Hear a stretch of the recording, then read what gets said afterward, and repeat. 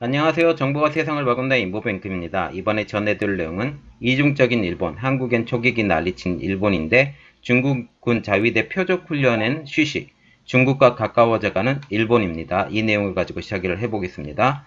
여러분의 구독과 좋아요는 저에게 많은 도움이 되오니 구독과 좋아요 많이 눌러주시기 바랍니다. 그러면 시작해보겠습니다. 오늘 주제는 이중적인 일본, 한국의 초계기 난리친 일본, 중국군 자위대 표적훈련엔 쉬쉬, 중국과 가까워져가는 일본입니다. 이 배경에는 한국에만 엄포를 놓고 중국은 쉬쉬한다는 겁니다. 참 한국이 만만한 일본이죠. 지금 보면 중국군 훈련에 아무 말도 없었어요. 이게 5월달 이야기인데 이 내용에 대해서 자세히 알아보겠습니다. 마이니신문과 도쿄신문 19일자 신문인데 지난 5월달 정중국해 공해상에서 중국 군용기가 일본 해상자위대 호위함을 표적으로 삼아 공격훈련을 했다라는 내용입니다. 이 사실 알아차리고도 일본 정부는 중국에 항의하지 않았다. 그러면 중국군 훈련에 대한 일본의 대응 우리가 봐야 되겠는데 마이니치 신문에 의하면 지극히 위험한 군사행동으로 판단했다 라고는 하지만 단지 자위대의 정보탐지 능력과 분석 능력을 감추기 위해서 중국 측엔 아무런 항의도 하지 않았고 일반에게도 공개하지 않았다라는 내용이 이 주 골자입니다.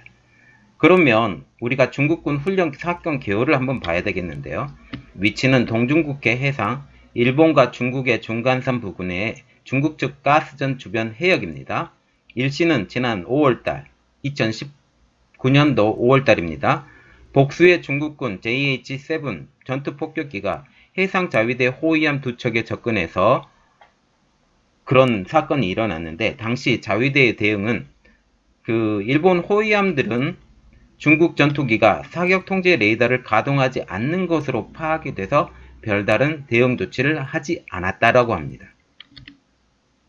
이렇듯 일본 자위대가 중국 의도를 미파하겠던 이유가 중국기는 공격 목표에 사격 관제 레이더를 맞춰 자동 추적하는 소위 라콘이라는 시스템이 있거든요. 이 라콘을 사용하지 않았기 때문에 호위함은 중국 측의 의도를 전혀 알아차리지 못했다고 합니다. 그런데 어떻게 일본 자위대가 중국 의도를 파악을 했을까요? 그런데 그 일이 있은 바로 직후 곧 자위대의 감청부대로부터 해상자위대 함선을 표적으로 공격 훈련을 한다는 중국 전투기의 무선 교신을 수신을 했다고 합니다. 이어서 일본 레이더로 추적한 중국기의 항적과 중국기의 전파 정보 등을 자세히 분석한 결과 일본 호위함을 표적으로 한 공격 훈련으로 일본 정부가 최종 판단을 했다고 하는데 이 이후가 좀 웃겨요. 이 이후에 어떻게 했냐면 일본 정부의 대응을 보면 도쿄신문에 의하면 일본 정부는 직후 극히 위험한 군사 행동으로 판단, 해상과 항공 자위대의 경계 감시를 강화하라고 지시를 했습니다. 그런데 일본 정부가 중국에 대한 대응은 어떻게 했냐면 중국에 대한 항의나 사실 공표는 1도 없었다. 이 사건에 대한 일본 정부의 발표.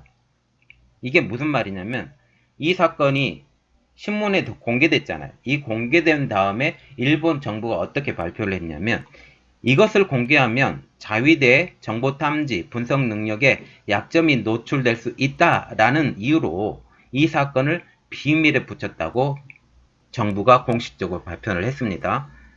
그런데 그 당시에 일본 정부 내에 다른 의견도 있었는데요. 교도통신에 의하면 중국 전투기의 공격 훈련을 도발로 봐야 한다라는 지적도 있었지만 단지 그냥 넘어갔다고 합니다. 그러면 이번만 그랬냐 아니면 과거에도 그랬냐 이걸 우리가 비교해 봐야 되잖아요. 과거에 일본 정부의 대응을 한번 보면 2013년도가 과거 이런 일이 있었거든요. 일본 정부는 똑같은 일이었었는데 중국 해군함이 동중국해에서 해상자위대 함정과 헬리콥터를 향해 공격 직진 행위로 간주할 수 있는 사격 통제 레이더를 가동했다고 주장하면서 중국과의 설전을 벌이기도 했던 그 이야기입니다. 그러면 이 이야기하고 전의 이야기하고 지금 많이 다르잖아요. 왜 그러면 이렇게 됐을까? 그러면 우리나라의 관계하고는 어떻게 될까? 한번 비교해 보겠습니다. 우리나라하고도 이런 일로 설전을 벌였어요. 2018년도 12월 달하고 2019년도 1월 달에 이런 일이 일어났었는데, 해상자위대 초계기에 한국 해군함이 근접 위협 비행을 했던 사건이 있었습니다. 해상자위대 초계기가 이렇게 왔고, 그래서 우리 공군이 이렇게 떴고, 이런 일들이 여러분 신문 많이 봐서 그런 건 아시겠는데, 그런 사건이 있었을 때 한국 측이 사격 통제 레이더를 가동했다고 주장하면서 격렬하게 반응을 했던 건데, 그때 우리는 하지 않았다라고 레이더의 그런 시스템들을 다 자료도 공개했고 그런 일들이 있었잖아요. 그런 일들이 있었던 거에 대해서 굉장히 치열하게 싸우는데, 왜 그러면 일본이 우리나라는 이랬는데 중국은 이러지 않았을까라고 보면, 일본이 이런 행동이 달라졌어요. 이런 행동이 달라진 이유를 한번 보면 가까워진 중국과 일본의 관계입니다.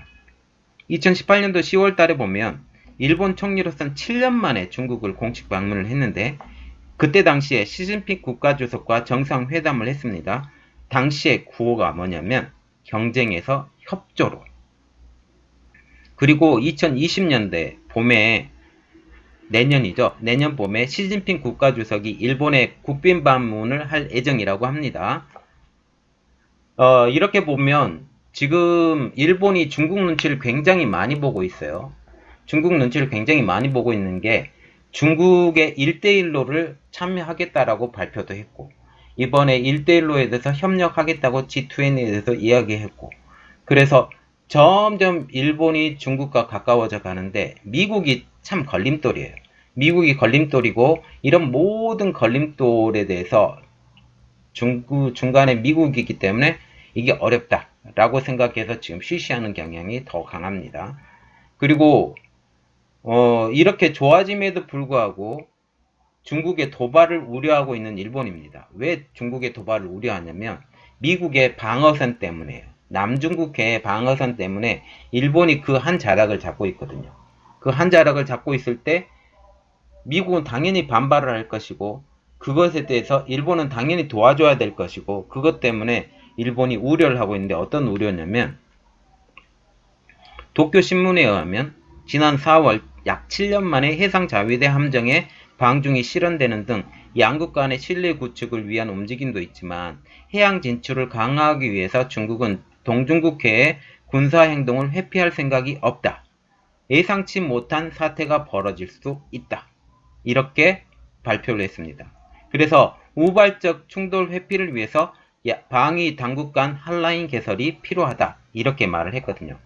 보면 우리가 생각을 해야 될 게, 원래 일본과 중국은 한라인이 필요한데 중간에 미국이 껴있기 때문에 이 한라인이 가동이 잘 안 돼요. 그런데 여기서 한라인이 왜 가동이 돼야 된다. 그렇게 말을 하면 점점 일본은 중국과 가까워져 가고 싶다. 그래서 지금 모든 것들이, 중국도 그렇지만 이란도 그렇고 전 세계가 그렇고, 이번에 트럼프가 재선이 되지 않았으면 좋겠다라는 생각이 정말 강합니다. 그래서 맞춰주고, 지금 트럼프가 지금 민주당의 대선 주자 4명하고 붙어도 지금 떨어질 가능성이 있다라고 그런 말이 나오면서, 그런 모든 것에 대해서 지금 기대를 걸고 있는 그런 상태라고 지금 생각하면 되고, 그렇지만 과연 트럼프가 재선에 실패할까라고 생각하면 그건 퀘스천 마크가 딱 붙게 됩니다. 왜 그러냐면 현재 현역 대통령이고 숨어있는 표도 굉장히 많고, 그렇게 생각하고 미국의 독특한 선거 제도 때문에 그런 것들도 있고, 그런 모든 상황을 다 봐야 됩니다. 어쨌든 일본은 점점 중국과 가까워져 가고 싶고, 그 가까워진 것 때문에 이런 사건이 일어났던 거에 대해서 다시 한번 생각하고, 자, 오늘 내용은 여기까지였습니다. 오늘 내용은 여기까지였고, 저의 내용이 좋았다면 구독과 좋아요 많이 눌러주시기 바랍니다. 감사합니다.